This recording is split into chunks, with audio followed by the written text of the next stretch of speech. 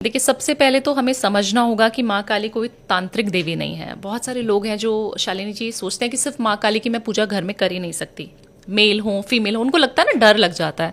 काफ़ी सारे ऐसे पॉडकास्ट उन्होंने सुन लिए कि तंत्र की देवी है माँ काली, आप सात्विक तरीके से उनको पूज ही नहीं सकते, आप अपने घर में उनका फोटो नहीं लगा सकते, आप उनके मंत्र जाप नहीं कर सकते। ऐसा बिल्कुल गलत है। जब आप ऊर्जाओं की बात करती हैं, आप शिव और शक्ति की बात करती हैं, जिनके हम उपासक हैं, सभी लोगों को बोला जाता है कि महाशिव के ही अंश हैं सब लोग, है ना। और शिव और शक्ति मिलके ही सृष्टि की रचना करी है उन्होंने। जब हम उनके बच्चे हैं तो हम उनको अपनी माँ को कैसे नहीं पुकार सकते। तो हर कोई इंसान जो मुझे सुन रहा है वो माँ काली की साधना अपने घर में चुपचाप कर सकता है, सात्विक तरीके से, गृहस्थ जीवन में भी। अच्छा, ऐसा कोई जरूरी नहीं है कि आपको शमशान घाट में बैठना है, आपको कोई बलि चढ़ानी है, आपको कोई तंत्र विद्याएं करके उनको साधना है। बिल्कुल ऐसा नहीं है, और ये मिथ है बहुत बड़ा जो आज हम तोड़ने वाले हैं। तो क्या ये मिथ यहाँ से ही शुरू हुआ, या क्या माँ काली से डर हमें इसलिए लगता है क्योंकि उनका जो स्वरूप है जी, वो बहुत भयावह है? ये पहली बात। और दूसरी बात, ज्यादातर घरों में भी मैंने देखा है कि माँ काली की फोटो तो नहीं होती है। हाँ, दीपावली के दिन जरूर एक तरफ हनुमान जी और एक तरफ माँ काली होती हैं, लेकिन वैसे उनकी मूर्ति या उनकी फोटो आम इंसान के घर पे मिलना बड़ा मुश्किल है। तो क्या ये भी इस डर के पीछे की एक वजह है क्या? बिल्कुल शालिनी जी, सबसे पहले तो लोग उनको एक ऐसी देवी के रूप में देखना चाहते हैं, ऐसी देवी उनको मानते हैं कि वो बहुत उग्र हैं, बहुत ज्यादा उनके अंदर उग्रता है ना। एक फोटो जो हमने देखी है कि मुंडमाला गले में धारण की हुई है और नग्न उनका शरीर है और भस्म से पूरा लिपटा हुआ है और जीभ पूरी काली है और काला स्वरूप है उनका। बट अगर आप देखेंगे कि माँ काली जो शक्ति है, उन्होंने ही सभी देवताओं की रक्षा करी थी। हम सभी को जो सींचा है वो माँ काली ने ही सींचा है। और जब माँ काली एक फीमेल के अंदर, एक अगर हम बात करें आपकी और हमारी ऊर्जा की, तो हमारे अंदर माँ काली का स्वरूप अंश है ऑलरेडी। चलिए, मैं तो उनकी कुल देवी हूं, तो कहा जाता है कुल देवी मतलब हमारी कुल की देवी है, हमारी रक्षा कर रही है, हमारे कहीं ना कहीं पूर्वजों ने उनको साधा होगा, इसीलिए वो हमारी कुल देवी बनी। आपकी शायद कोई और हो सकती है, और हमारे जातकों को पता भी नहीं है कि कौन है।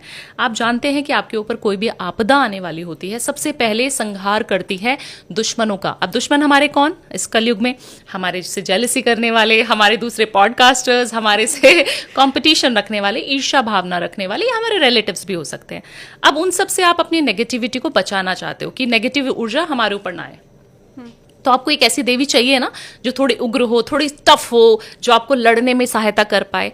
तो अगर आप चाहते हैं कि माँ काली की ऊर्जा को आप लें अपने अंदर, और अगर आप फेमिनाइन एनर्जी को एक्टिवेट करते हैं, तो आपका शुक्र भी अच्छा हो जाता है, जिसकी मैं इतनी चर्चा करती हूँ, इतनी मेरी सारी रील्स वायरल हो जाती हैं। हाँ। तो इस नवरात्रे या फिर आप पूरे साल भर अगर माँ काली की साधना या उपासना करना चाहते हैं, तो आप अपने घर में बैठकर सात्विक तरीके से बिल्कुल पूजा कीजिए। कोई डरने की आपको जरूरत नहीं है, बट आपके दुश्मनों को डर जरूर लग जाएगा।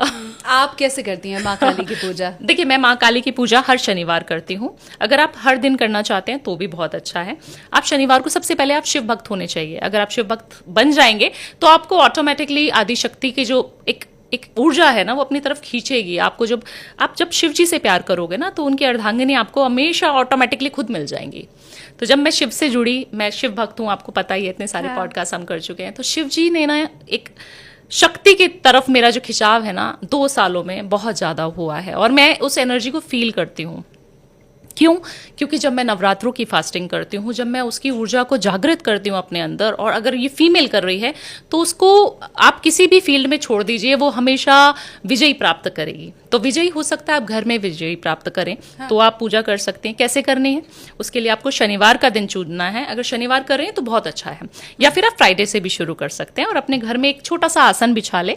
रात्रि के समय ही काल रात्रि को पूजा जाता है। जब हम बात करते हैं माँ काली की, तो काल रात्रि के समय जितनी आप पूजा कर सकते हैं उतना अच्छा है। तो रात्रि को एक सरसों के तेल का दीपक लगा लें। चौमुखी दीपक होना चाहिए जो आटे का बनेगा। अच्छा। उसमें आप सरसों का तेल डाल लीजिए। हाँ। और बाती लगा दीजिए, और उसको जलाकर आपको ईशान कोण में बैठ जाना है। सारी बाती जलानी है? सारी चौमुखी 4 बाती जला के सरसों के तेल में आपने बैठ जाना है। और आपको एक मंत्र है, उसका चैंटिंग करना है। ये सब लोग कर सकते हैं, ये कोई तांत्रिक मंत्र नहीं है, बिल्कुल सात्विक मंत्र है। ओम क्रीम कालिकाय नमः, ये मंत्र आप चैंट करिए 108 बार। आप जितनी बार इसकी ऊर्जा को लेंगी, जितनी बार आप पूजा में ये मंत्र करना शुरू कर देंगी, आपकी ऊर्जा जागृत होनी शुरू हो जाएगी। आपके फेस पे ग्लो आना शुरू हो जाएगा, आप सौंदर्य की देवी बन जाएंगी। आपको लोग कहेंगे कि कौन सा प्रोडक्ट, कौन सा नाइट क्रीम आप लगा रही है जिससे आप इतनी सुंदर दिख रही हैं। हाँ। आपके ऑरा में आपको एक पॉजिटिविटी दिखेगी। आपके सामने कोई भी खड़ा हो जाएगा ना, आपका दुश्मन, आपके जलने वाले, आपसे ईर्ष्या करने वाले, आप बिल्कुल बोल्ड रहेंगी कि मुझे कोई भी आ जाए मेरे सामने, कोई एग्जिस्ट करता ही नहीं है, मैं खुद सक्षम हूँ, मेरे सामने कोई नहीं आ सकता।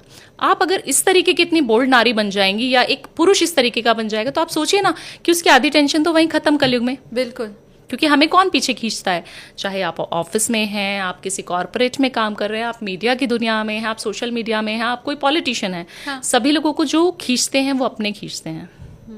आपके जलने वाले आपको खींच रहे हैं, आपके जो दुश्मन है ना वो आपके घर वाले ही आपके दुश्मन हैं। मैंने कई बार आपको माँ कामाख्या के ऊपर भी बोलते कहते सुना है।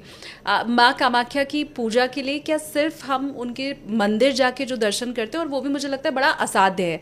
कहते हैं ना, धाम तो इंसान तब पहुंच पाता है जब बुलावा आता है। जी। हो सकता है बहुत से ऐसे व्यूवर आपको देख रहे हों जिन्होंने अभी तक कामाख्या देवी के दर्शन नहीं किए हैं, तो क्या घर पे बैठे बैठे भी उनकी साधना हो सकती है, उनकी कृपा पाई जा सकती है? मंदिर जाना है तो कैसे जाना है, और आप कैसे देखती हैं माँ कामाख्या को? देखिए, सबसे पहले तो हम जब बात करते हैं ना कि हमारी उत्पत्ति कैसे हुई, एक बच्चे का जन्म जब होता है तो माँ के गर्भ में ही जन्मे हैं हम सब लोग, है ना। और हम जब माँ कामाख्या को देते हैं तो माँ कामाख्या एक योनि मुद्रा में है, वहां पर जो स्थित है, माँ कोई फोटो नहीं है माँ की। अगर आप कभी कामाख्या जाएंगी तो वहां पे सिर्फ एक गुफा है जिसके अंदर माँ विराजमान है, और वहां से एक तरल पदार्थ निकल रहा है जिसको जल को हम ग्रहण भी करते हैं और हम कहते हैं ब्लेस्ड है, ये जल बहुत ज्यादा ब्लेस्ड है। और जब माँ का जून में अंबुवाची मेला होता है तब वहां पर जो रेड कलर का पूरा वाटर हो जाता है, पूरी नदी हो जाती है, जिसमें कपड़ा बिछा के हमें दिया भी जाता है, एक छोटे से स्वरूप के रूप में मिलता है, छोटा सा प्रसाद के रूप में, वो हम रखते भी अपने मंदिर में, अपनी तिजोरी में। तो वो है क्या, उसका जो कारण है वो है क्या? जब हम बोलते हैं कि माँ के गर्भ में बच्चा जो है वो ठहरेगा, तभी ठहरेगा जब उसको मेंस्ट्रुअल साइकिल में फीमेल नहीं रहेगी, 9 महीने तक उसी रक्त से वो बीजेगी हमें। तो आप समझिए कि वो पहली बात तो अपवित्र नहीं है, और ये बहुत बड़ा मिथ मैं तोड़ रही हूँ यहाँ पे, क्योंकि मैं पूजा कर लेती हूँ पीरियड्स में भी, मैं मंदिर भी जाती हूँ पीरियड्स में भी, मैं हर चीज वो करती हूँ जो पीरियड्स में शायद फीमेल्स नहीं करती। 90% फीमेल्स हैं जो नहीं करती हैं। हाँ।